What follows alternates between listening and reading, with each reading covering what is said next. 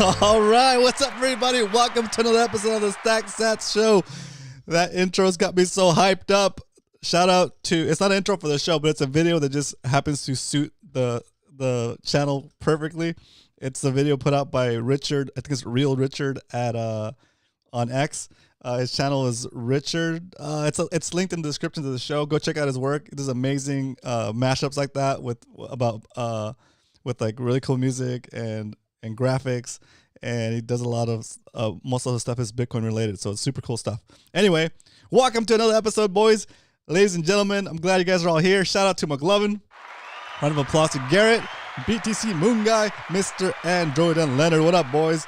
Man, I'm excited. So today we're gonna hang out and oops, I know we're talking about you can't outrun the money printer. I think I'm trying to narrow down my message to the most universal slash easiest to understand message. So the easiest message I can come up with that also hits a lot of the majority of the demographic, the majority of people, right? And the majority of people are now starting to see more and more the effects of inflation, but they can't really put their finger on it. They can't really describe what it is. They can't really understand why the prices are going up. Yeah, they already kind of like assume that prices are going to go up because everybody kind of assumes that inflation is a normal thing, right? We were born into inflation and we were raised in inflation. We've never experienced life. We never experienced in our lifetimes an inflation-proof money. So it makes sense. It's hard for us to get out of the matrix, right? When we assume that that's just part of how things work, like a law of nature. That's that's like gravity, right? That's like the way the light works. So that's the way gravity works, right? It's like you can just assume it's there and you can't do anything about it, right? And when you think about just being raised in an inflationary system, it's really hard for us to imagine a world that's not based on inflation, right? So that's why today we're going to be talking about you can't outrun the money printer, saving Bitcoin. It's kind of the ongoing theme of the show, but I think that's kind of gonna change the perspective a little bit on it if you're new to the whole Bitcoin scene and you're trying to understand why people are so excited about it, why people think it's such a big deal. So we'll cover that during the Why We Stack segment. But first, let's get into the SATS strength. Alrighty. What up, Johnny Midas in the house? Welcome. Today, the price of Bitcoin is $43,730. We are moving up. And just as predicted, right on time, because we're about to buy some SATS. We're about to buy some SATS. Of course, the price of Bitcoin pumps. in the past 30 minutes, 15 minutes has gone up a little bit. So we'll be buying the local top again today, but that's okay because we're in it for the long haul. Okay, $43,730. That's the price of a Bitcoin, but don't be scared. If you're seeing this for the first time, you don't have to buy a whole Bitcoin all at once. Okay, you can buy a fraction of a Bitcoin, which is called a Satoshi. And right now, the price of Satoshis are 2,287 Satoshis for a single dollar. So you can start saving in Bitcoin with as little as, I don't know, $5 or $10, whatever your exchange allows. But you don't have to buy a whole Bitcoin all at once. And that's kind of the beauty of it, right? The little money you do set aside in Bitcoin and start saving in Bitcoin will enjoy the same benefits as if you had a whole Bitcoin or more, which is that value that you parked in Bitcoin via savings is going to be shielded from the inflation, right? It's going to be shielded from the debasement of the dollar, and you'll be able to retain the energy, the economic energy you worked so hard for, right? It won't be leached out of your bank account or under your mattress or from your treasure chest in the backyard, right? Because even if you bury your money in the backyard or stick it in a mattress, even that money is getting devalued. Okay, the government doesn't have to touch your money physically to devalue it. All they gotta do is print more of it and make yours less of the whole pie. Okay, that's how you lose value. That's how you lose purchasing power, and that's how you become poor, and that's how you stay poor.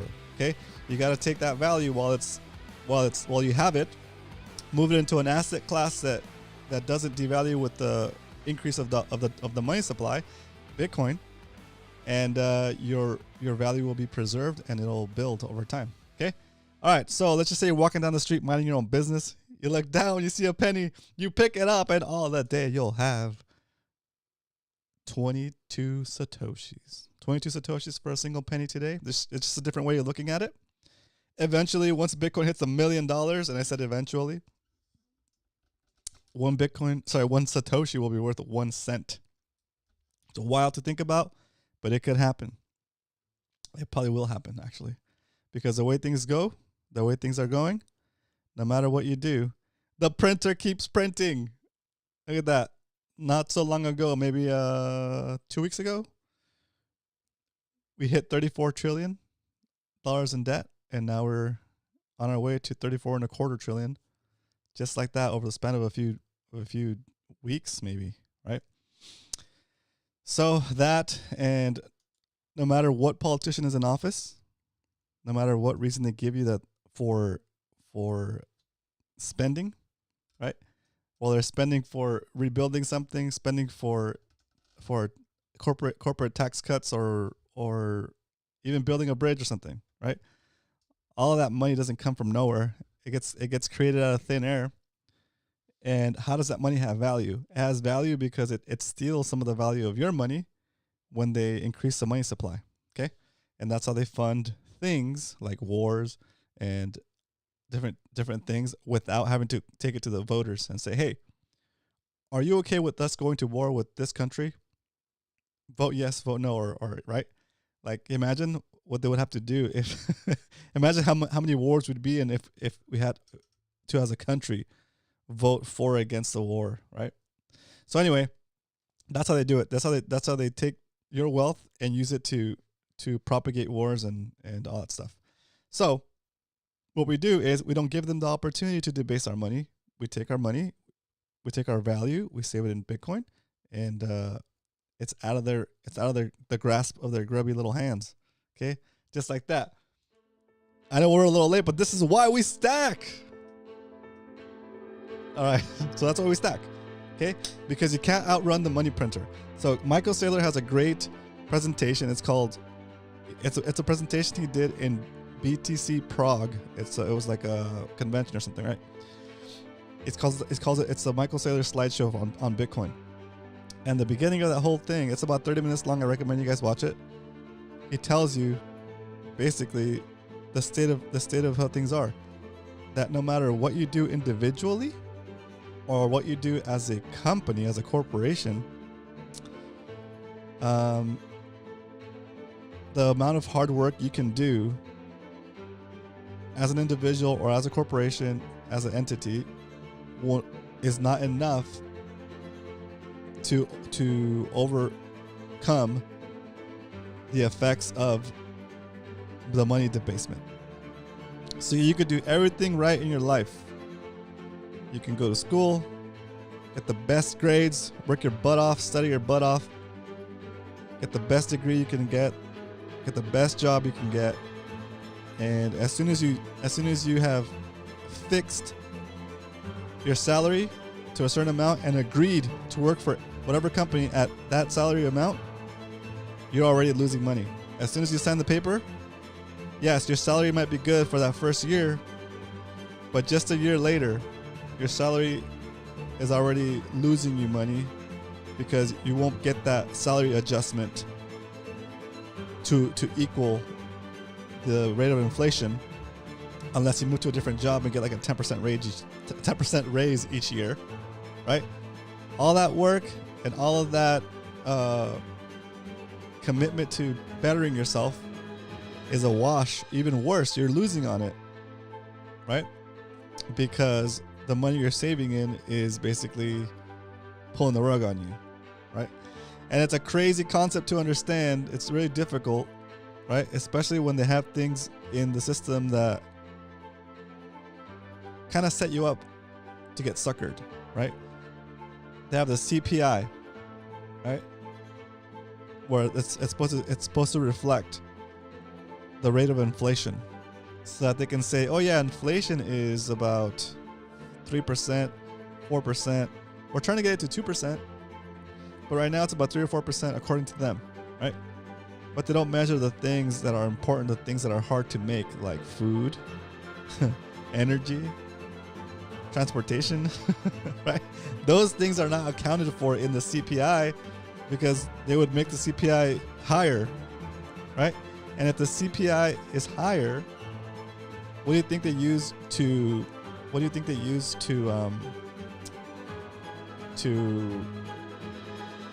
figure out how much to pay people that are on Social Security, right? They have to use that CPI, right? They have to adjust it based on the CPI number. So if the CPI number is up, not only will people figure out that inflation is higher than expected, but also that they should be getting more in their Social Security checks and stuff like that. So it's crazy, right?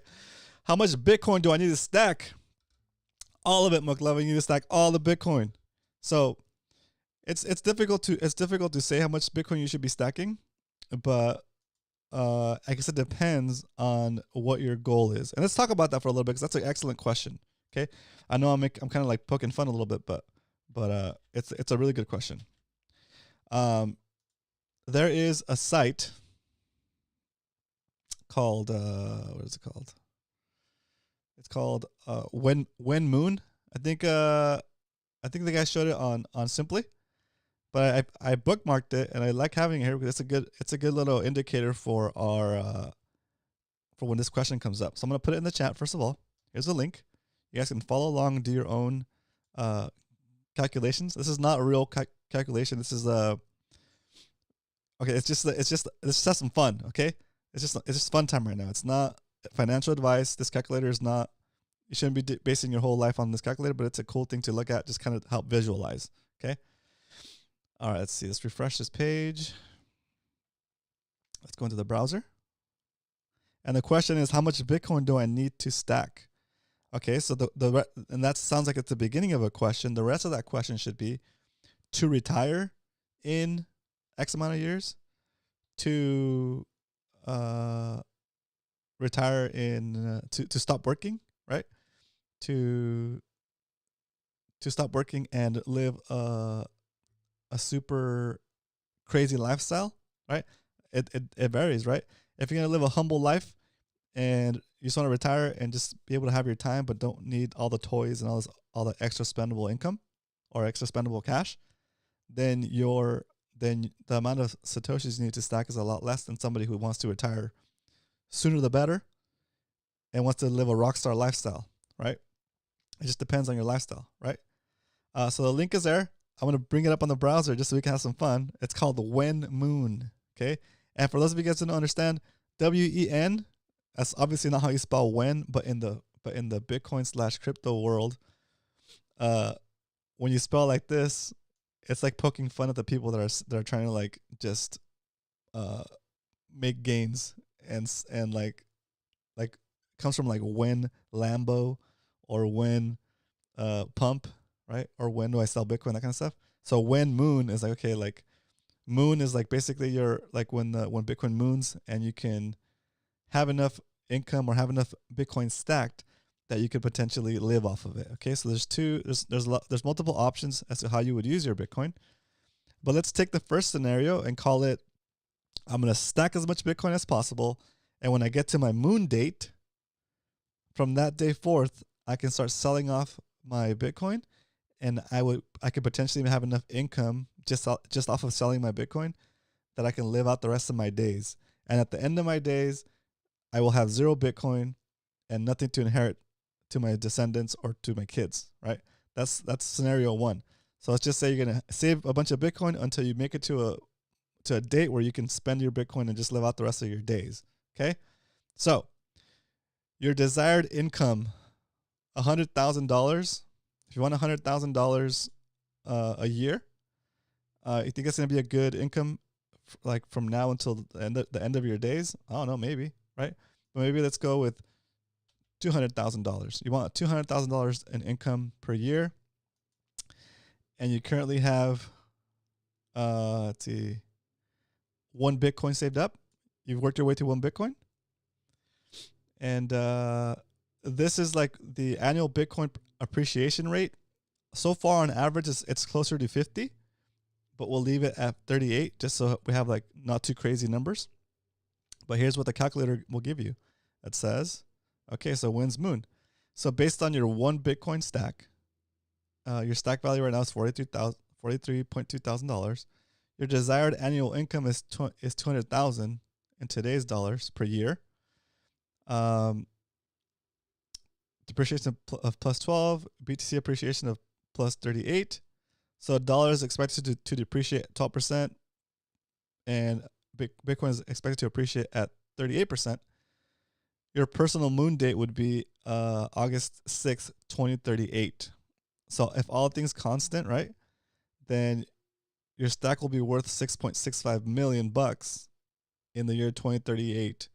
And on that date, you could start to sell 0.000465 Bitcoin per day so that you can get your salary of $100,000 a year, right? Which is wild, right? The way you look at it, it's pretty crazy, right? Like this date, it doesn't seem that far off with just one Bitcoin, right? Now let's say that you want to live a more conservative lifestyle and you only want to do 150,000 a year, and you've already accumulated 2 Bitcoin instead of 1 Bitcoin. Well, then your moon date changes, right? Your moon date is a lot sooner. Look at 2033 would be your moon date, right? And you can play with the calculator, go crazy with it, you know? What if the annual appreciation rate of Bitcoin is actually 50%, right? Okay, well, that makes your moon date in 2030, right? January 12, 2030. If you have 2 Bitcoins and you want to have a salary of 150,000 a year, you could potentially stop working and just do whatever you want and just live off your stash in January 2030. It's pretty crazy. It's pretty crazy, right? Let's go, Carl. Welcome to the stream. And so anyway, it's pretty fun. Jump in there, mess with the calculator, and it's like a web-based version of the question, what would you do if you won the lotto, right? It's so not based, but it's fun to mess with it anyway, right? So maybe that's the answer to your question, maybe not, but the heck, it's still pretty entertaining. All right. So that is not why we stack. Well, that's kind of is why we stack. We stack because, okay, so the other option, let's do this. The other option is, instead of selling your Bitcoin when you get to your moon date, all right, let's say your asset grows to, let's say these numbers are all true, right? And in 2030, your 2 Bitcoins are worth $1.45 million, right? Do you think somebody would lend you $150,000, give you a loan for $150,000 if you have $1.45 million worth of collateral? Yeah, you could just get a loan for $150,000, and instead of selling $150,000 worth of Bitcoin and having to pay what's it called, gains tax on it, you just borrow $150,000 for the year, right? And you don't have to pay capital gains on that because it's debt, so you don't have to pay taxes on debt, right? So you use your Bitcoin the same way that rich people use their assets, like homes and properties and stuff. They take loans against their properties, against the equity of their properties, and their properties continue to appreciate in value, right? And even real estate is not appreciating in value as fast as Bitcoin. So in essence, you treat your Bitcoin, your digital property, as a physical property, right? You wait for it to get valuable enough that you could take loans against it. And all of that infrastructure is coming into play now. Now with the ETFs getting approved, that kind of okays these institutions to come up with crazy products like that, right? Where they do accept Bitcoin as collateral for loans, right? And if the asset you're holding is going to continue to appreciate over time indefinitely, because again, it's never going to be more than 21 million, that breaks the whole cycle, right? It breaks the system, and it even breaks your brain if you're not used to thinking of it this way. And like we said at the beginning of the show, we're raised in a system that's inflationary, right? So we never had an asset that appreciates like this, right? That's available to everybody.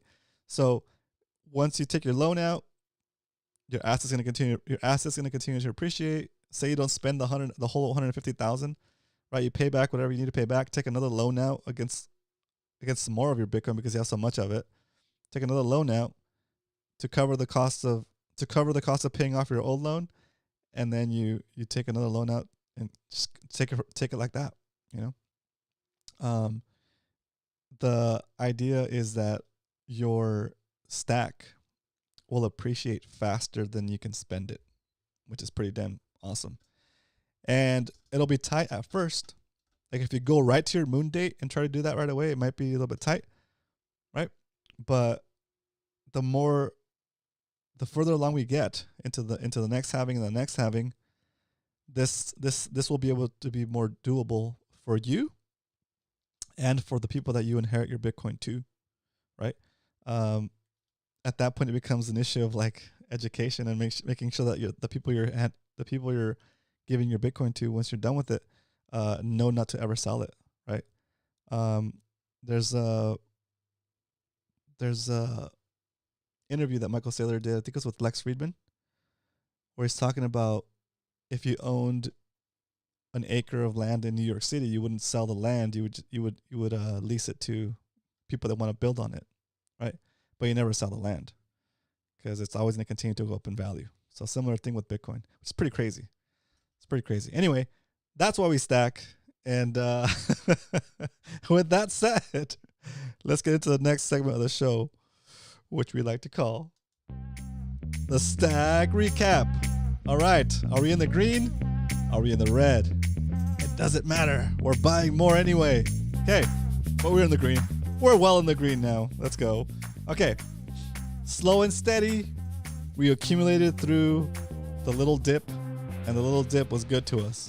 It got us over 2 million Satoshis, and our bag is now up 2%.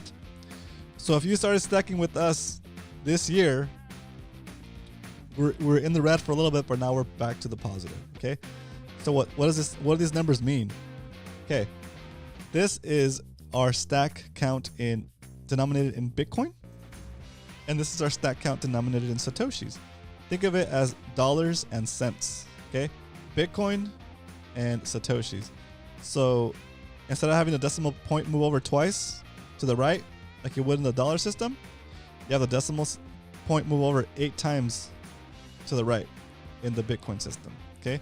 So 2,199,513 Satoshis is 0.2 Bitcoin. 0.02 Bitcoin. Okay. That's what we have there. And today, the price of Bitcoin is above our average buy price. So today, we're only going to do a $20 stack. Okay. So a $20 stack. And there's only one thing left to do after that. And that is, what is it? Time to stack some SATS. All right, here we go.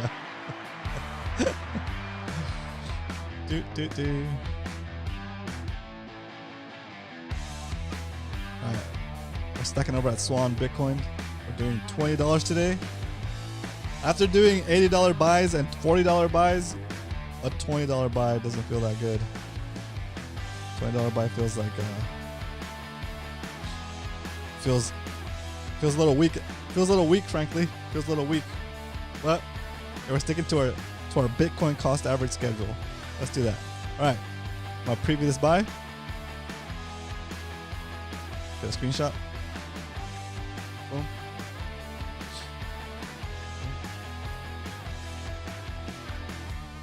So funny. Oh yeah, today's episode 150. What?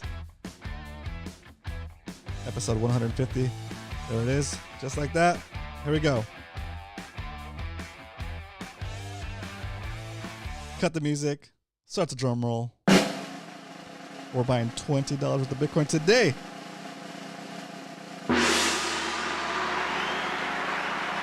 And just like that, the buy is going through.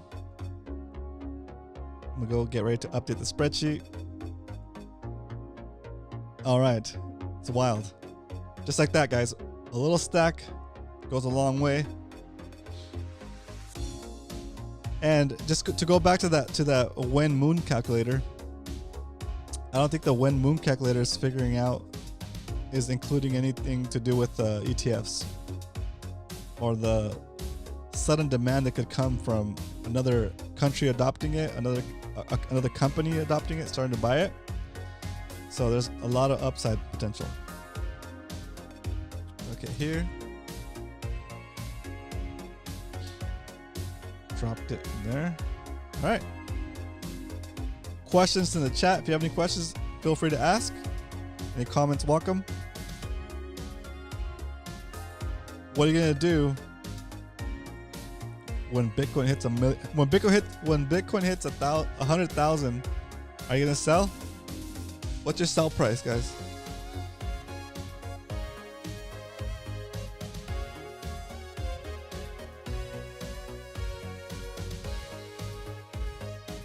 What's your sell price? Roman, do you have a cold wallet dedicated to SATS for the Lambo? Let's go. What up, Garrett? Garrett gets it. Garrett gets it. Round of applause from the live studio audience for Garrett. Garrett, you haven't been here that long and you're getting it, dude. It's really good. It's really good. Yeah, because it's like you wouldn't sell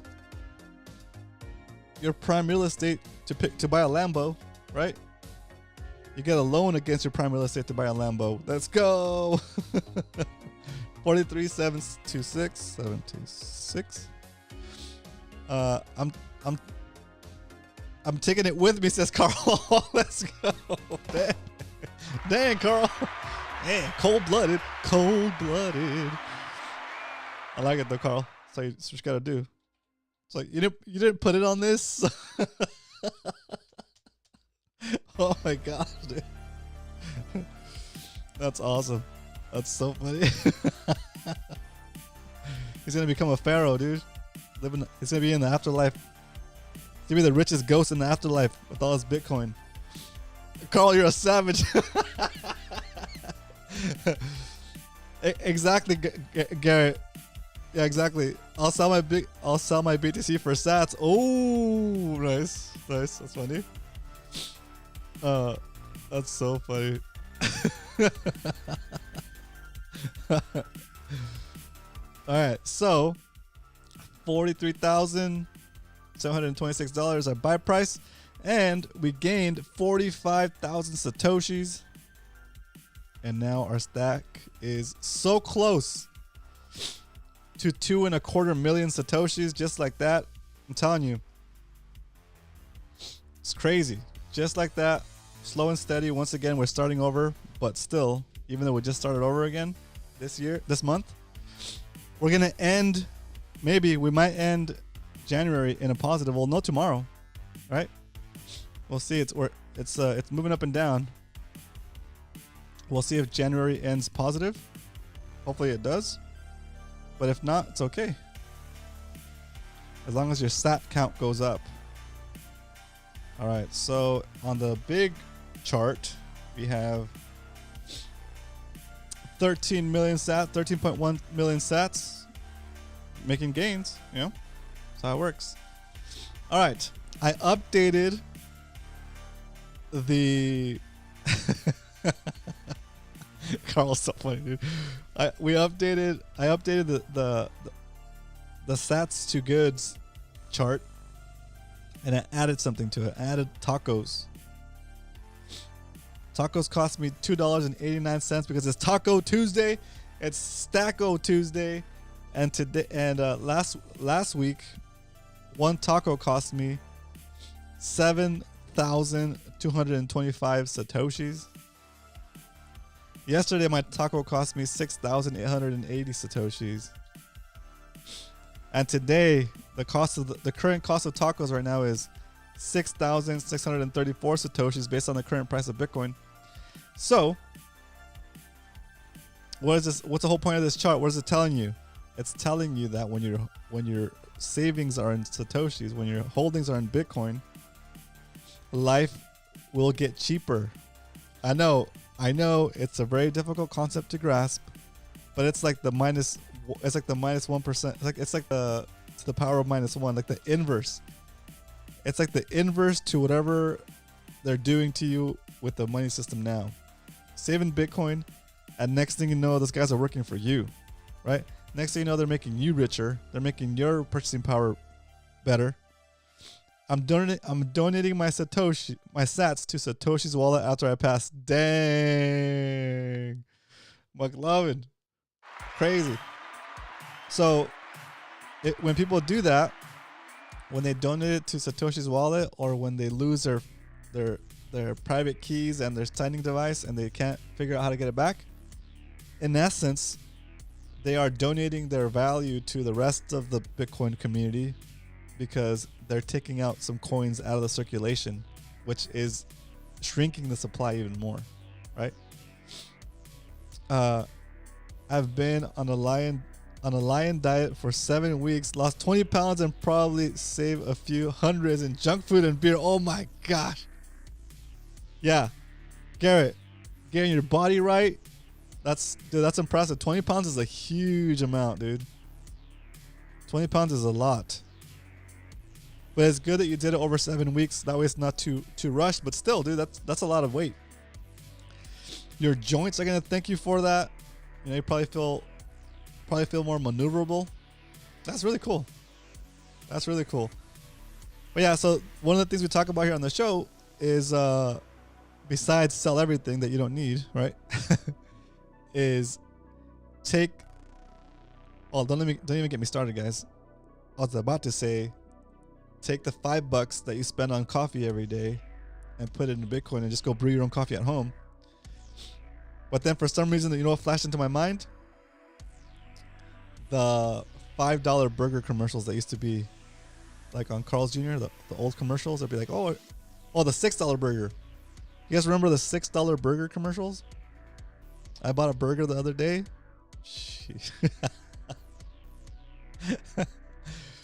I doubled it up and put bacon on it. That thing was like $18. So we went from a $6 burger to an $18 burger. It's pretty wild. That's a lot of money for a burger. So if you could set some of that value aside, some of the stuff that you probably shouldn't be drinking and eating anyway, yeah, it's gonna serve you better in the long run. Carl gave up his weekly sushi, and every time he stacks instead of buy sushi, that means he can buy 2 or 3 of the same things as sushi in a couple of years, right? Like that little sacrifice is gonna pay off big time, right? And so it's just an example, right? But as soon as your mind makes that connection, now you're thinking long term. And that has huge implications for society, right? Somebody that's living paycheck to paycheck and doesn't understand why they're working harder and harder and they could buy less and less things, they're more predisposed to not saving and to living in the moment, getting in debt, because YOLO, you only live once, and this money's melting away anyway. I gotta have fun with it before it's worthless. Even if they're not articulating that, that is the mindset of the YOLO mindset. That is the short-term time preference, right? But something as simple as stacking SATs and seeing that the value of the work you set aside is actually increasing, and realizing that that value is actually time that you don't have to work, right? Because if your salary represents 8 hours a day of working, right, and you're setting that aside and you're saving it and it's increasing in value in purchasing power, then in essence what you're doing is you're gaining time where you don't have to work as hard to be on the same level. Yeah, you can continue to work hard, and good on you if you do.